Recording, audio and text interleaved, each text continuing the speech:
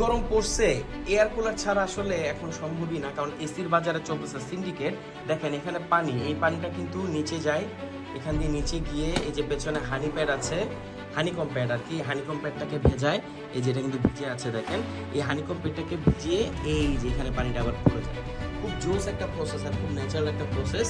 তো এই ফ্যানটা কিন্তু বাতাস কালেক্ট করে এদিক থেকে, এই জন্য ঠান্ডা বাতাস এইখান থেকে আউটপুট হিসেবে দিতে পারে। খুবই জোস একটা এয়ার কুলার, বাজারে বর্তমানে এত সেল হচ্ছে, মানে আমরা প্রতিদিন কয়েকশো প্যাকেজিং করে পাঠিয়েছি।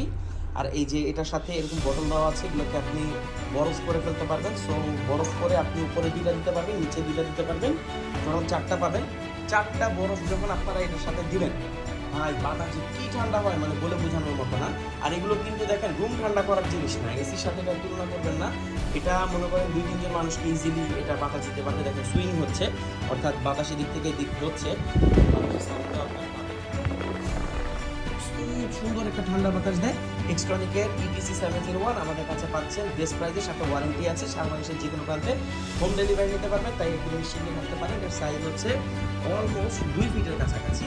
তো মোটামুটি বেশি একটা বড় যে এমন না, মোটামুটি ছোটোর মধ্যে বেস্ট একটা জিনিস, ভিতরে ভালো মোটর ইউজ করা হয়েছে, আর অনেক ধরনের ফাংশনালিটি পাচ্ছেন। এখানে একটা ডিজিটাল ডিসপ্লে পাচ্ছেন, টাইম আউট সেট করতে পারবেন। আমার কাছে ভালো লেগেছে যে উপরে পানি দেখা যায়, এই পানিটি কিন্তু যায়।